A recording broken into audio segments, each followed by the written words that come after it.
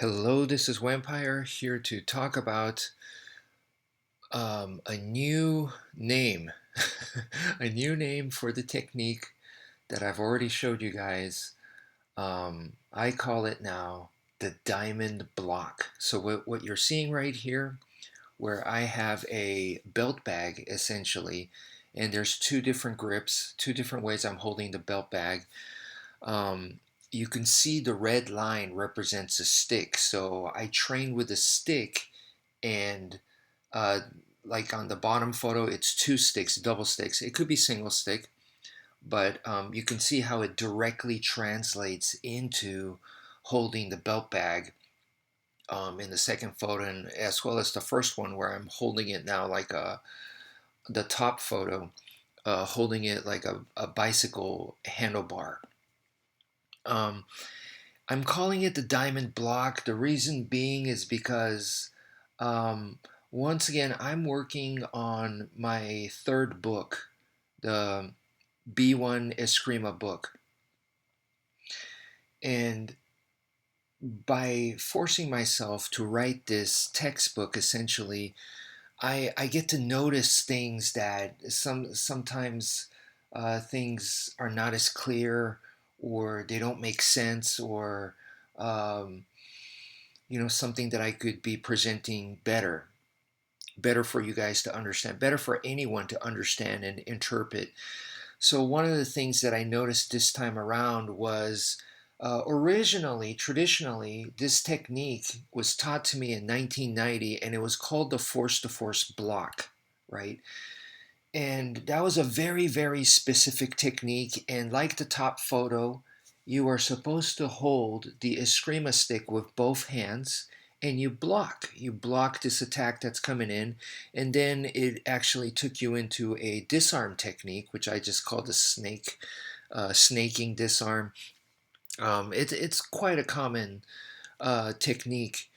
But the way that you started was the way it was taught to me was from the force to force block. And later on, many years later, um, when I was holding the focus mitts, the not the focus mitts, the forearm shields in Muay Thai kickboxing. So I was holding that for my students, and when they were kicking it, um, I noticed, like, wait, the motion that I'm doing here, this is the force to force block.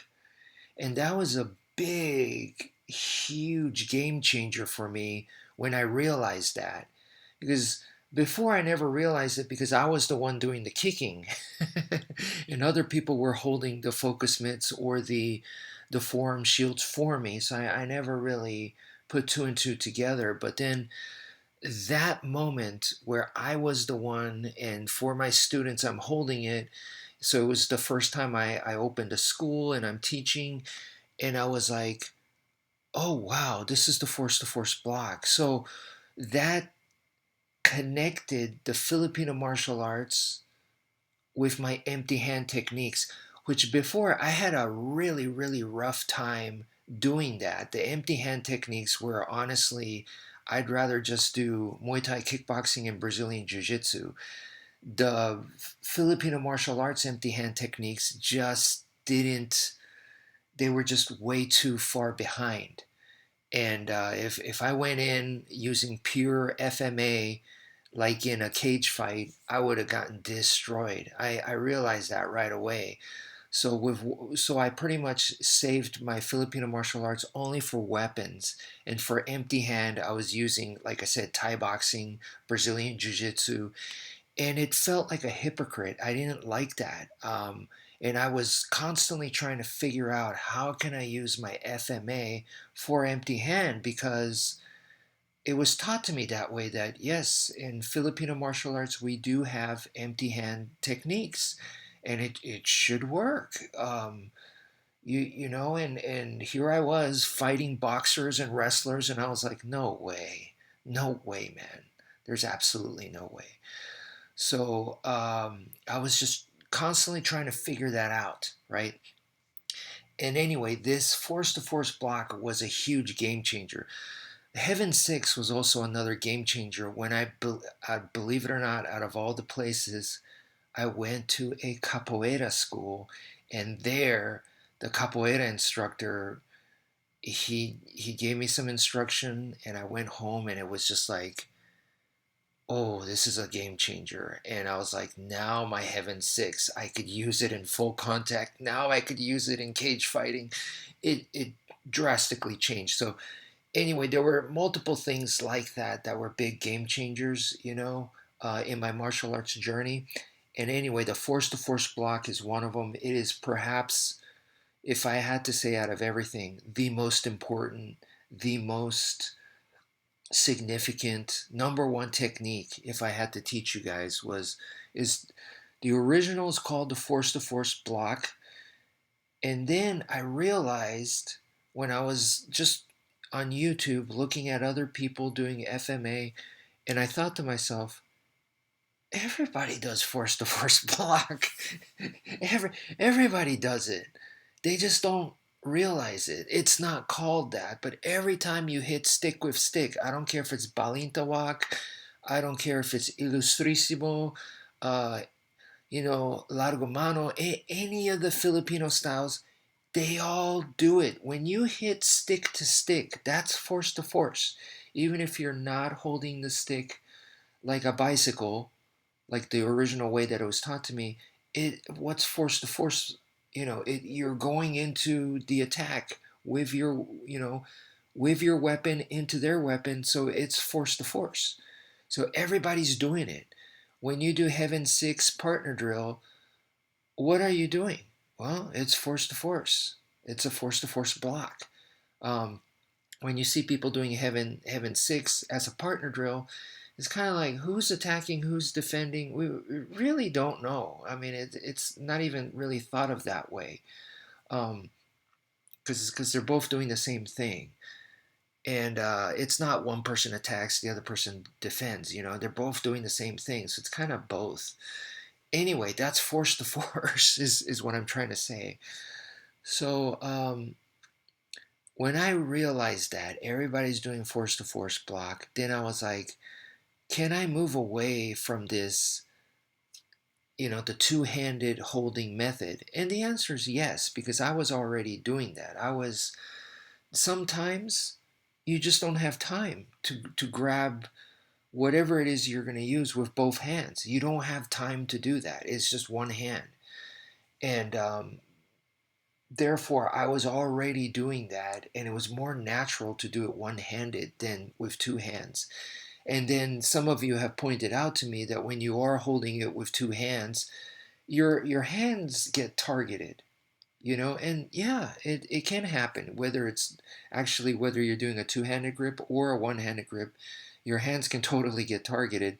But with a two-handed grip, your hands are more forward. If you're doing a one-handed grip, like a normal just holding a stick, the top side of the stick is more at an angle, so your hands can be more in the back, making it a little bit safer. Just think of anyone holding a sword, with the handles more in the back, the point is more to the front. So it makes it a little bit harder to get to the hands. But yeah, but that is very true. Your hands are always a target, and you always need to worry about that. Um, Especially if you do Filipino martial arts. You should understand that. And anyway, that's why the bottom one, where I'm holding it like two sticks, the way that I like to explain it is, imagine a professional wrestler that gets a chair, off one of those folding chairs, and they hit the other wrestler with that. That's kind of the idea. but you can see that it's two sticks essentially, because it's two pipes of the chair, of one chair, either side, the left and the right side. So it's like holding two sticks. And so I trained this with double sticks. Like I said, you could train it with single stick. And anyway, I made the conversion where now I was like, would it be more difficult for my students if I teach them the double stick method, which came later, instead of the top one where you're holding the stick with both hands? And I thought it might be harder to teach them the double stick. No, it wasn't. It wasn't. Of course, it could depend on the student, but honestly, I did not notice a problem. And my student thought that it would be my student over in Japan. When he was teaching, he thought the same thing. He thought, no, the original is probably way simpler, better to teach it that way.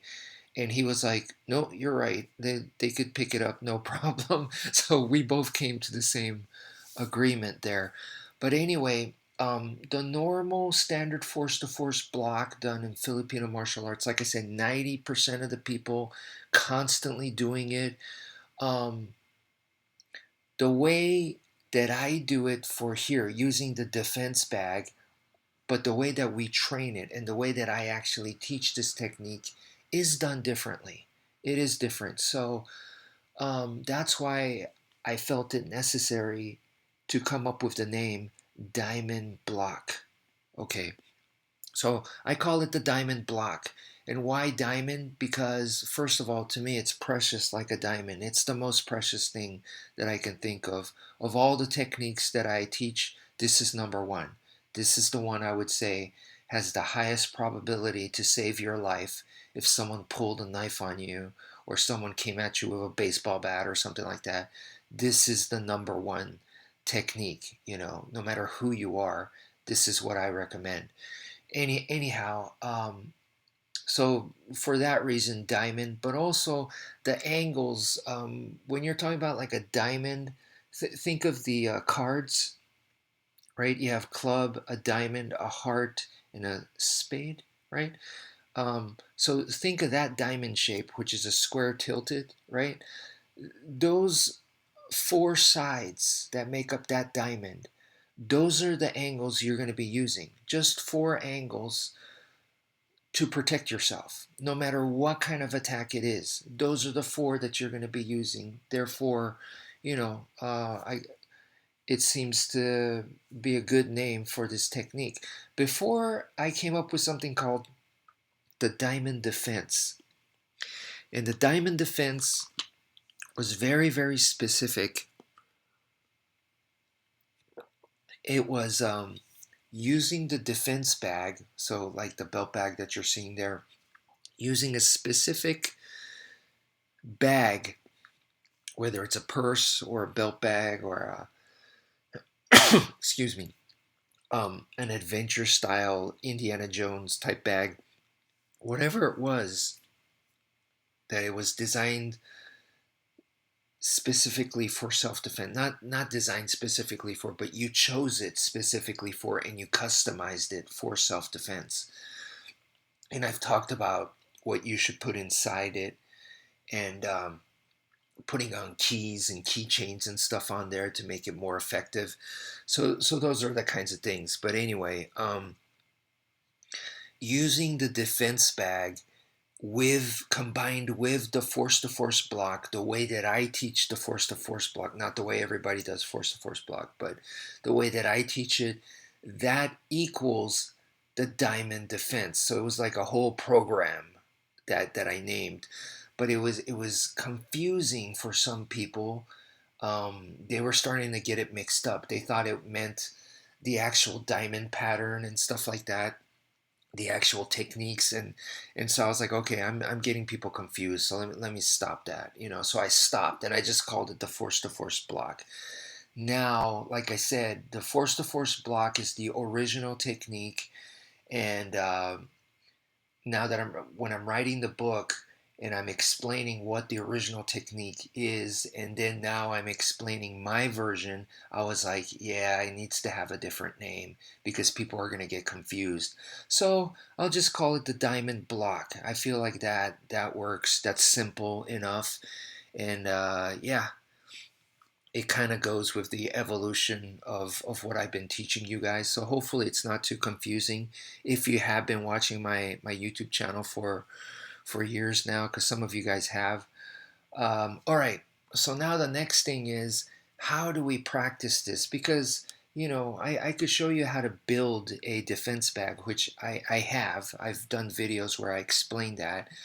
And you can build it, but really, if you don't understand the technique, that's one. You need to understand how to do the diamond block properly. Okay, so once you understand that, next is we need to get in some practice. We need to get in some repetition, because from the practice, there are some very valuable lessons that you need to learn. And the better you get at it, obviously, the better your survival rate is going to be. And yeah, okay. So there is a partner drill that I developed specifically for this. I came up with it, and anyone that if they saw value in the force to force block, they would do the same. They so it's not that I'm a genius or ooh, he created something new.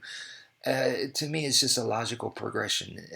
If you've come here to this part, you chances are you probably would have done the same thing. It's just logic. So anyway, the partner drill is an offense and defense partner drill, and we start with the sticks before going to the defense bag and all that. We want to eventually get there, but it's just easier to start with the sticks. So one person is going to defend and the other person's going to attack.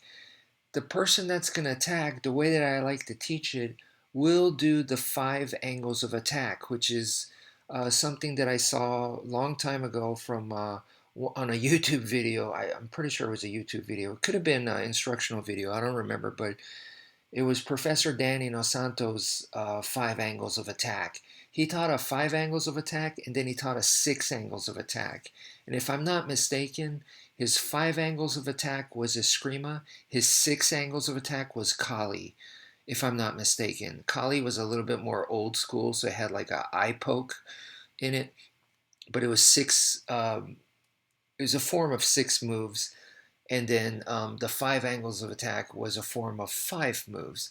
And I like both of those very very much, and I teach both of those very very much.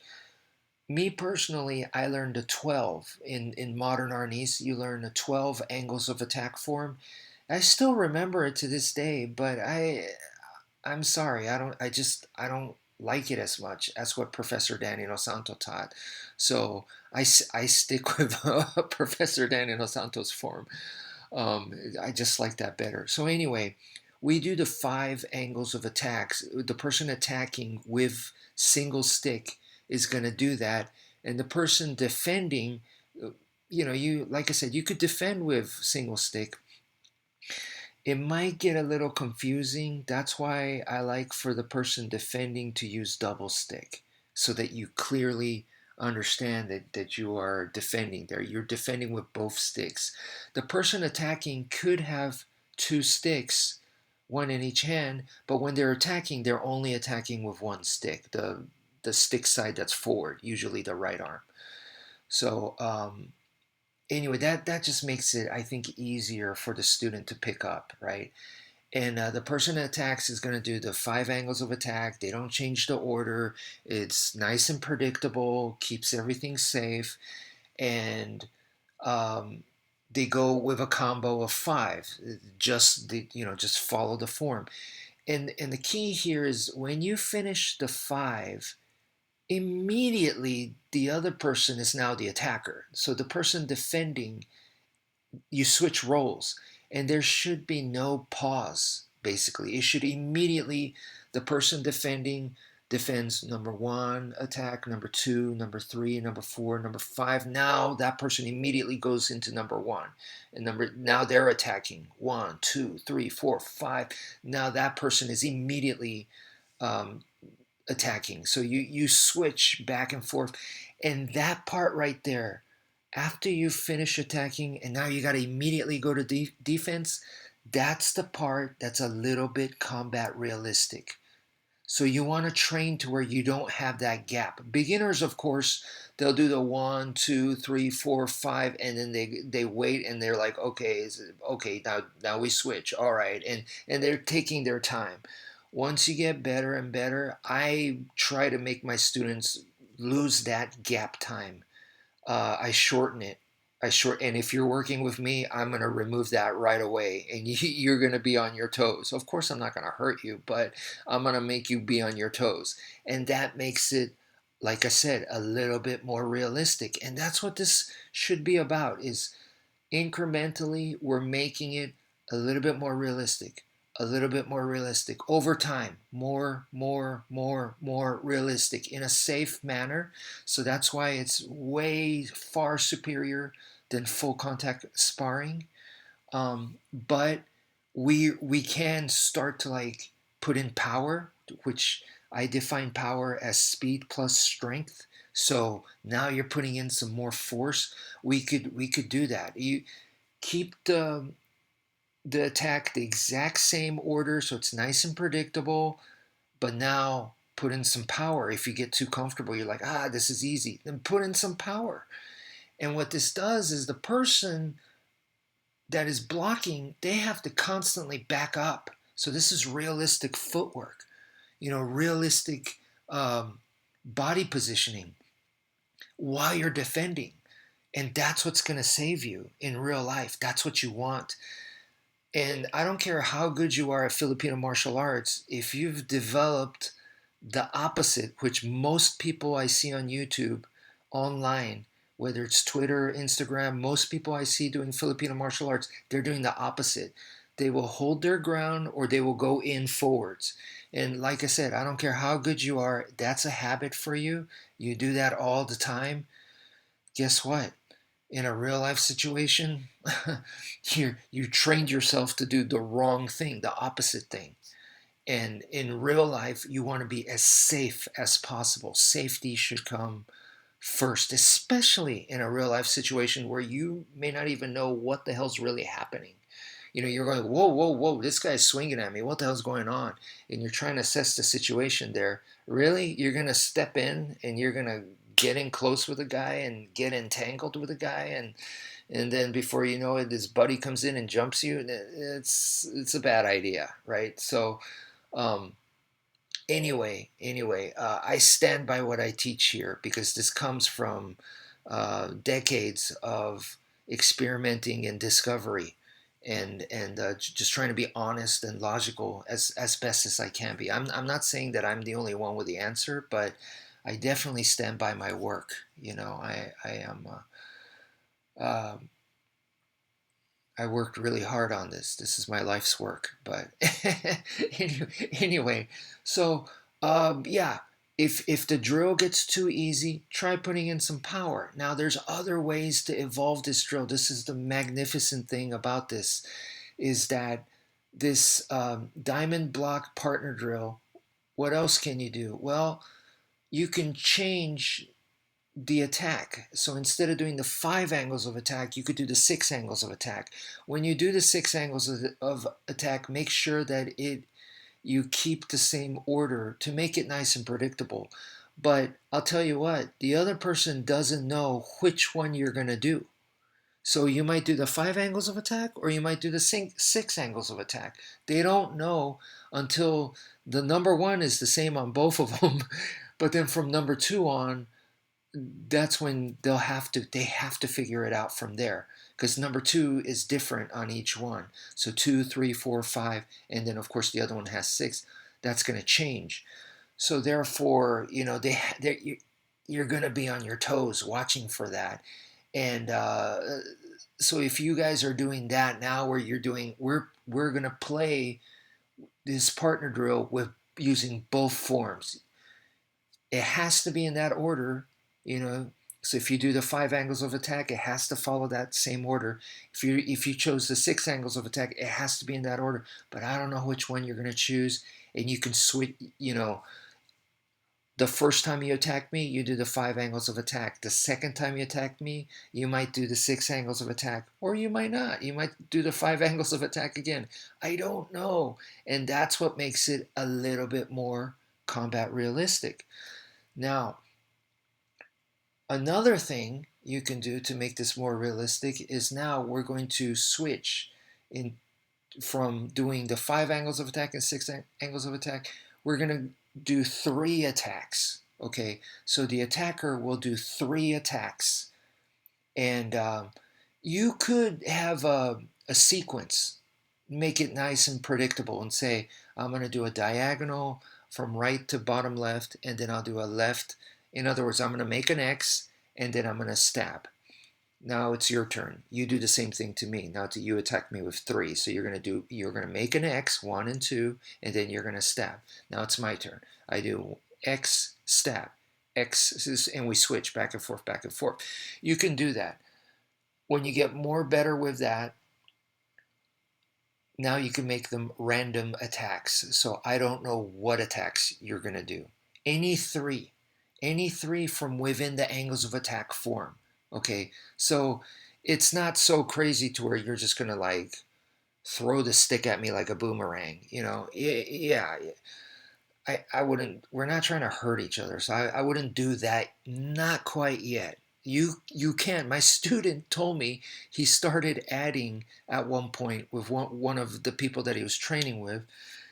They started throwing the stick at each other. So they would do like heaven six or something, and then randomly he would actually toss the stick at the other person, and he said that was crazy. Like, of course they did it safely, but he said it is very, very hard to see that coming, kind of thing. Which takes me to, like I said, we experiment on all this stuff, and now I have him doing this in Japan with his group. We're sharing information, and that's how we get. We get good material because he's testing it, I'm testing it, that kind of stuff. So anyway, I had predicted all along that throwing the stick or knife throwing from a closer range is super effective. And yeah, he pretty much came with the same conclusion too. Um, the further away, the more visible, obviously. So, but anyway, let me go back to the drill. So when you go from the 5 or 6 count to now a 3 count in the partner drill, you're gonna notice that it becomes faster pace. Yeah, much faster pace. And now the next one you could do is you could just do 2 attacks and then switch, 2 attacks and then switch, 2 switch, 2 switch, 2 switch.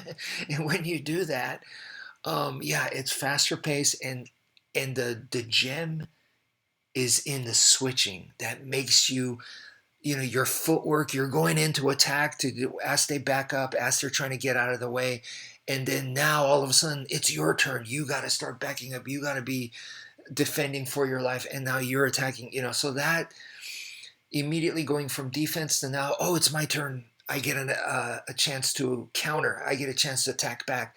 That is in the switch. Okay. So then the ultimate is when we go just one attack and you switch, one attack and you switch. And that is called 1-for-1. All right. And to me, what was brilliant, this wasn't intentional. Like I said, this is logic, right? I'm just using logic. If I did 5 and 6, why not do 3? If I do 3, why not do 2? If I do 2, why not do 1? That's logic. But it takes us to the 1-for-1. And 1-for-1 was a partner drill that I learned back in 1990 from my instructor in modern Arnis. And the 1-for-1 drill it was not derived this way. It was just taught as here's another partner drill. Like, this is one of many partner drills, but I never saw the connection or anything like that. In fact, I'm pretty sure there was no connection, at least not the way he taught it. And I I don't know about the history of where the 1-for-1 partner drill comes from, but my guess is it probably came from the way I broke it down right now. That it's just a logical progression like this. So when you do this 1-for-1, which everybody does, and then when you look at like Filipino martial arts online, that is the place where everyone wants to spend the most time with, is this 1-for-1 exchange. And like, for example, look at the Balintawak guys. And I get it. You learn this 1-for-1 drill, and it makes you feel like you've accomplished something. It makes you feel good. It was difficult to learn. You learned it, and now you feel like, you know, you were progressing. Now you feel effective. Now you feel, like you can handle yourself against a knife or whatever. And I hate to say this, but it's far from the truth. But if you derive to the 1-for-1 drill the way that I explained in this video right now, if you get there, the way you're doing the 1-for-1 drill is not the same as the way I see everybody else doing the 1-for-1 drill. I feel like they missed out. They're forgetting this, starting from the 5 and with the force to force block, which, like I said, I call it. You have to change the force to force block, and it turns into, it becomes, you know, the diamond block, which I said, look, get a guy and have them do get a stick and have them swing that stick at you like Dog Brother style, caveman, what they call the caveman. And the only way to take something like that is going to be the force block, and it's going to be backing up. And you know, you cannot hold your ground against something like that. It's just, and especially if they're bigger and stronger and heavier than you, there's just no way. There's just no way. So um, the way that I teach the diamond block, it has to be that way. And then so from there, um, like I said, we're you want to progress towards the 1-for-1. And when you start doing the 1-for-1, um, it's very hard. It's very, very hard. It's very exciting. It's fun. It's fast paced because you're constantly switching back and forth. But at the same time, it should teach you how difficult and how dangerous it is. And it's definitely something you don't want to be doing. Um, because what it is, 1-for-1, is basically that's an exchange, you know. And do we ever want to be exchanging with the opponent? No, absolutely not. Of course not. So yeah, I highly, highly, highly recommend to you guys this. And when I look at other people's 1-for-1 partner drills, I know, just looking at it, that that's not the way that I do it, and I know that that's not the way it's going to be in real life. So I'm sorry, no matter how proud they feel and how good they feel, and they got a certificate and all this and that, I feel like they're wasting a lot of time, and they're just making their egos bigger, and they feel like they're accomplishing a lot, and I'm sorry. Now, I don't think it's a lost cause, because from there you can work. You're going to have to reverse engineer, but you can start to make that more realistic, and you should. Especially if you spend a lot of time on it, I strongly suggest that you do, because you don't want to waste that, and I don't think you need to. But if you stay there and you feel satisfied, then I believe it. Then it is a waste. You're fooling yourself. So I know for certain in real life it's not going to look like that at all. I know that. From my full contact, from my experiments, from sparring. I know absolute from my fights. I know it will not, absolutely not look like that. And the danger factor and the risk factor is way too high. It's impossible. Nobody fought that way back then, and the ones that did died, and the ones that were smart developed armor. So that's taking from Sensei Pedro's idea of, when we tested this stuff out together, we were like, wait a minute, we need armor. Or he came to that, he said that, and I was like, you bring up an excellent point. But yeah, so anyway, I hope, I know this was all verbal, so it's probably hard to understand, but I do fortunately have some video clips where I am demonstrating with my students the force to force block, which I may have called the diamond defense back in the day, uh, or I may have called a self defense with a defense bag, that kind of stuff. But anyway, this got way too long, but I feel like I covered everything I wanted to. So that's it for now. Thank you for viewing, and take care, folks.